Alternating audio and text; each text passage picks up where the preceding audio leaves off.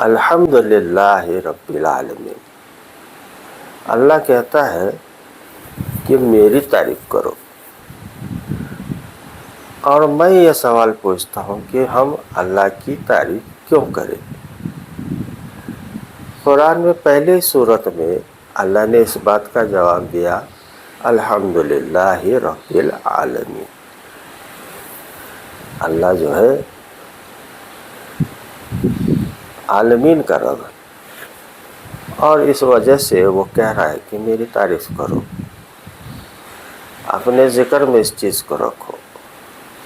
اور جب بندہ یہ تعریف کرتا ہے تو یہ سوال کا جواب آٹومیٹک اسے مل جاتا ہے۔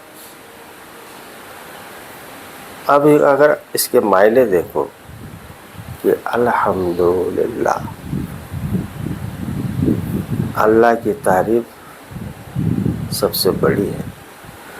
تعریفوں میں جتنی بھی تعریفیں ہیں، جس چیز کی بھی آپ تعریف کرو، اس میں سے سب سے بہتر تعریف جو ہے وہ خدا کی ہے، اللہ کی ہے۔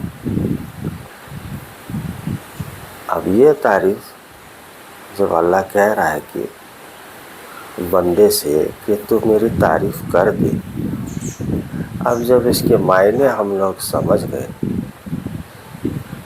تو ایک خاص ڈائمنشن ہے جس کی طرف ہمارا دھیان نہیں ہے۔ وہ ڈائمنشن یہ ہے کہ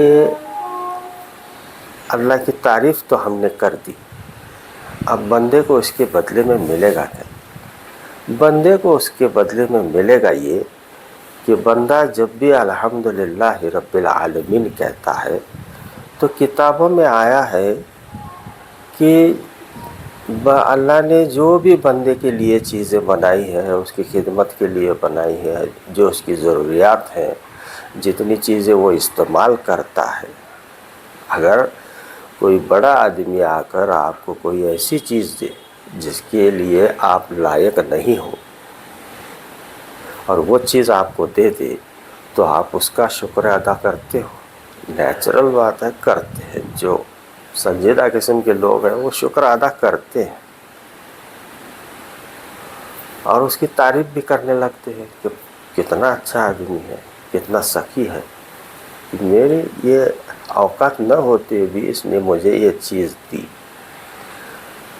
تو ایک اندر سے خوشی محسوس ہوتے ہوئے ہمیں جو ہے ہم اس آدمی کی تعریف کرنے لگتے ہیں۔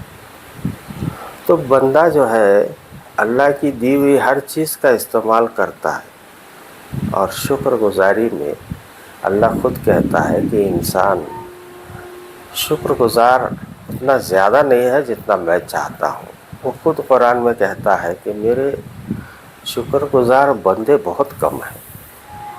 کتابوں میں آتا ہے الحمدللہ کی بارے میں کہ بندہ جب کوئی چیز یا کوئی نعمت استعمال کرتا ہے اور کہتا ہے کہ الحمدللہ رب العالمین، تو یہ کہنے کے بعد میں اللہ یہ کنسیڈر کر لیتا ہے کہ یہ جو بندہ یہ کہہ رہا ہے وہ تمام نعمتیں جو اسے میں دے رہا ہوں اس کا اس نے شکر ادا کیا، ایسا وہ سمجھتا ہے۔ یہ ہمارے لیے بڑی اچھی نعمت ہے، کیونکہ ہم ہر چیز کا جو ہے ہم گنا نہیں سکتے کہ اس نے کتنی بڑی نعمتیں اور کتنی حد تک اور کتنے ان گنت نعمتیں ہمارے لیے دی ہیں، اور کب تک شکر ادا کریں۔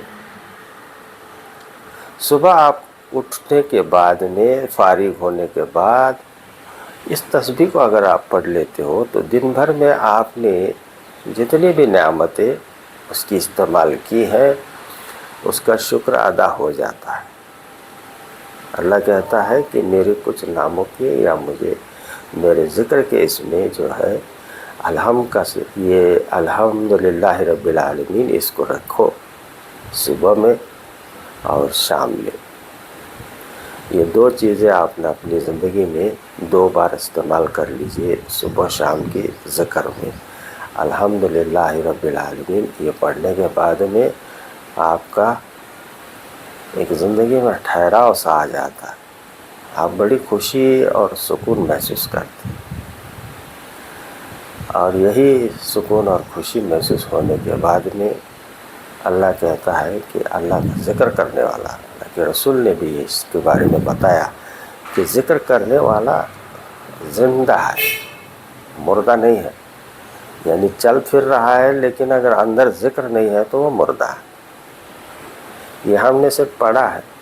ہم تسبیح اس کی کرتے کب ہیں، کب اس کا ذکر ادا کرتے. بس ایک وہ کیا بولتے ہیں اس کو، ایک رواج کی طرح مت پڑھو اسے. یعنی صبح میں فجر کی نماز پڑھ لی یا کوئی کچھ کر لیا تو ایک تیزی سے جو ہے تسبیح فاطمہ پوری کر لی، اور رات میں تھوڑی سی کر لی، عصر کے بعد تھوڑی سی کر لی. ایسا نہیں، ایسا معمول بنا لو کہ اس سے جو ہے تار تمہارے دل کے اور اس خدا کی طرف اس کے تار جو ہے جڑ جائے. وہ چاہتا ہے کہ جوڑو، وہ چاہتا ہے کہ بندے سے میں جوڑوں، بندہ ہی نہیں چاہتا. بندے کو عادت لگنے کے لیے ٹائم لگتا ہے، قدرتی بات ہے. آجو باجو اتنی چیزیں اس نے خود لا کر رکھی ہیں کہ دیکھتا ہوں کہ یہ میرے پاس کیسے آتا. اور جو ہے ان سب چیزوں کو ہٹا کر جب وہ خدا کی طرف اپنی لو لگاتا ہے تب اسے اللہ کی طرف سے ایک نعمت دی جاتی ہے کہ ذکر میں اسے مزہ آنے لگتا. کبھی کر کے دیکھ لیجئے، آپ کو بھی تھوڑا تھوڑا جو ہے اس میں وقت دیجیے. کامنٹ میں تھوڑا سا مجھے بتائیے کہ کہاں تک میں صحیح بات کر رہا ہوں، اور غلط ہوں تو بھی مجھے بتائیے. اور سبسکرائب اور فالو، لائک، شیئر عموماً زیادہ تر میں کہتا نہیں ہوں، موڈ ہو تو کر لیجیے.